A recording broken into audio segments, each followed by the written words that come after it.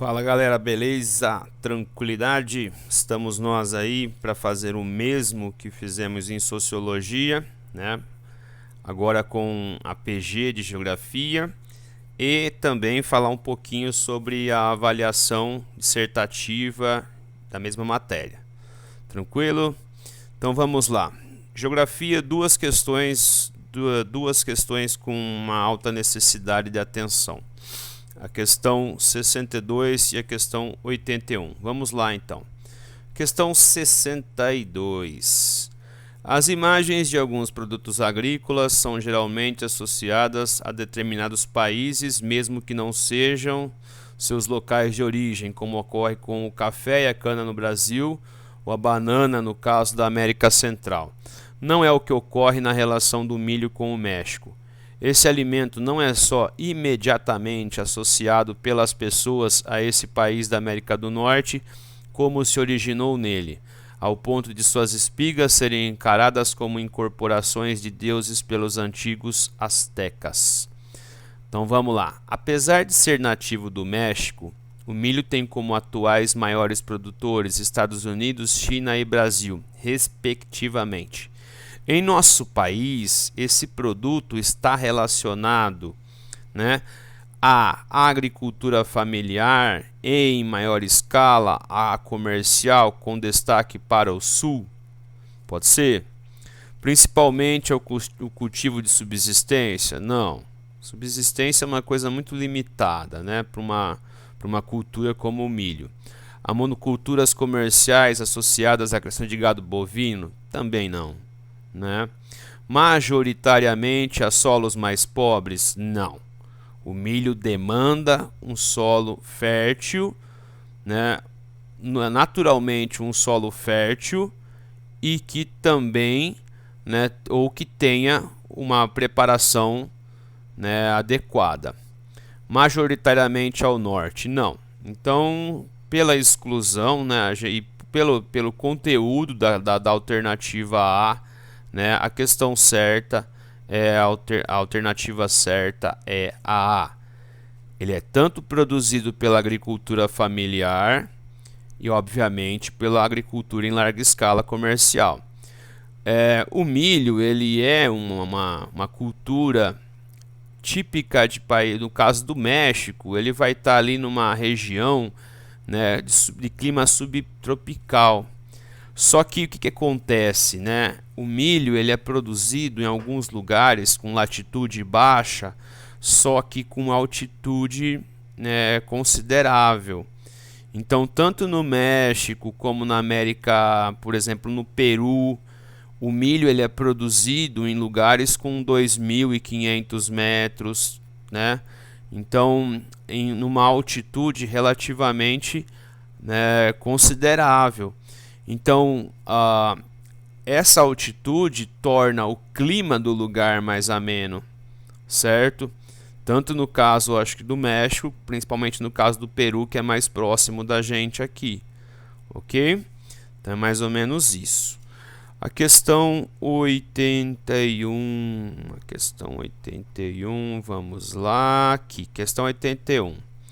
O extrativismo mineral tem grande peso na economia de muitos países. O Brasil, por exemplo, tem sua balança comercial apoiada em produtos industriais e commodities agropecuárias, não sendo desprezível, porém, a participação das minerais.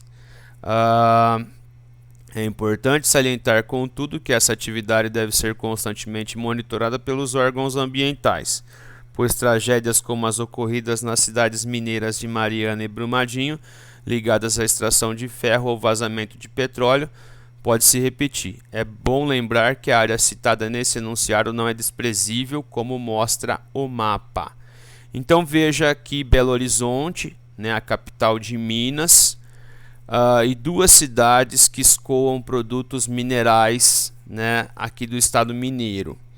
Então, nesse mapa aqui, antes de ver as alternativas, né, nós temos a escala e nós temos a distância no mapa. O que nós não temos é a distância real, certo? Então, se as alternativas pedirem a distância real, nós podemos usar a formulazinha, mas eu sei que vocês, a maioria, usam regra de 3. Então a formulazinha seria Dzão, né? A escala dividida por D. Então a escala 7.700.000 dividida por 4,5 e 5. Então, essas distâncias aqui, né, vamos lá ver então as alternativas. Levando em conta seus conhecimentos sobre cartografia, é correto afirmar que a escala utilizada nesse mapa permite uma grande riqueza de detalhes para o observador. Não tem tanta riqueza de detalhe assim. Ela é uma escala pequena, média, vai.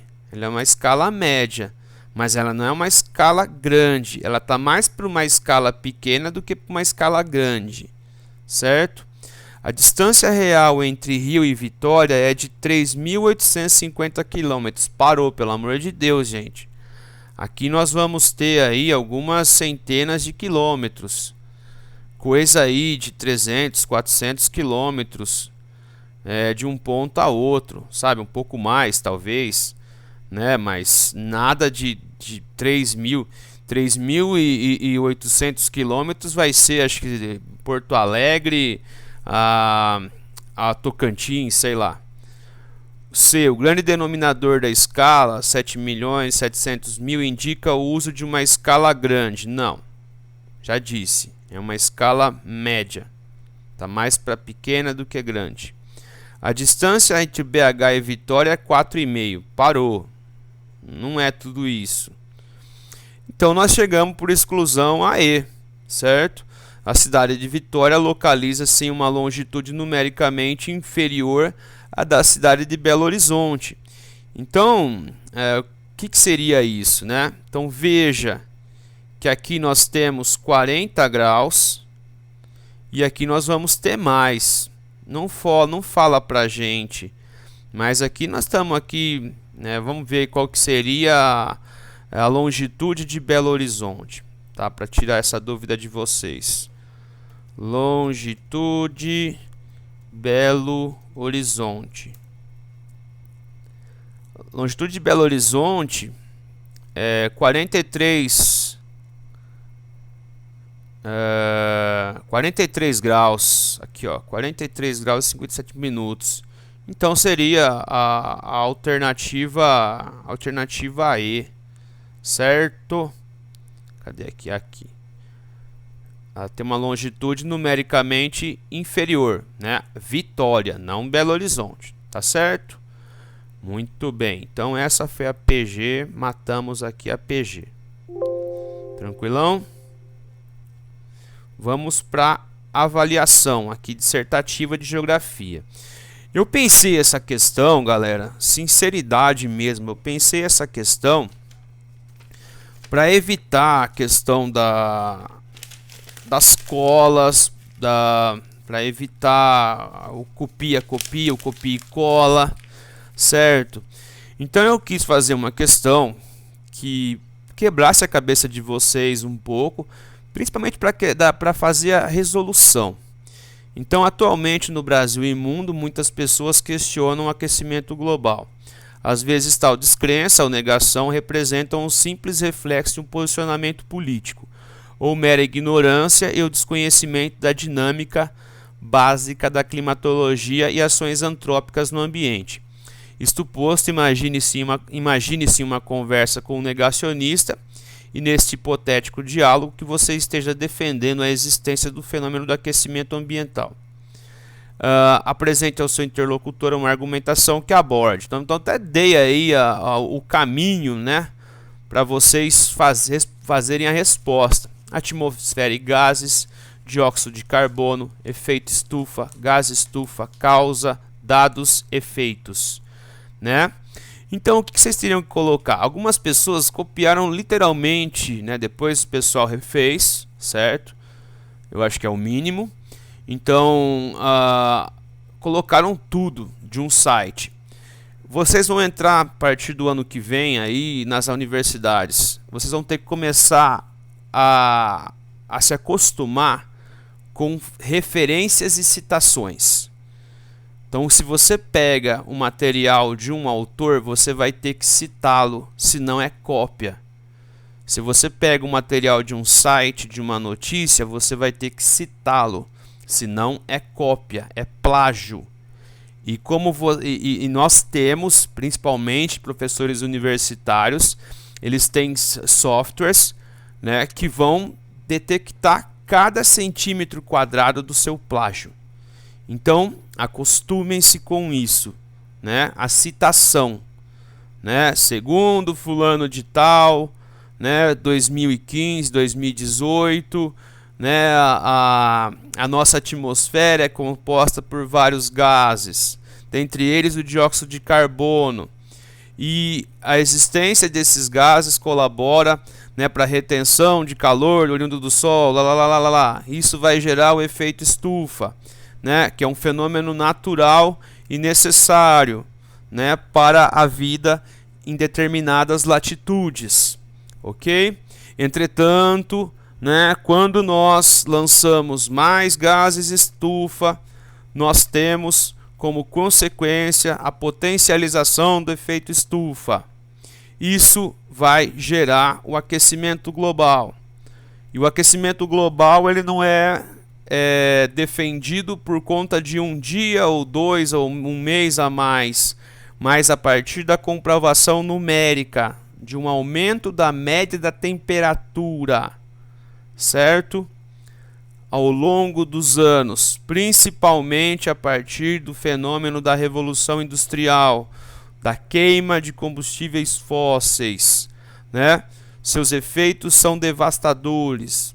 Pode aumentar, está aumentando a temperatura da Terra, está alterando a dinâmica natural, né? Está colaborando, né, para ampliação de fenômenos atmosféricos, fenômenos ambientais do solo, como a desertificação, tem alterado a dinâmica, né, pluviométrica, certo? Tem aumentado o volume de água do mar, né? E aí o maior risco é de que já está acontecendo, né? Algumas ilhas estão sendo, né, literalmente apagadas do mapa, ilhas e áreas baixas, né? Áreas de litoral.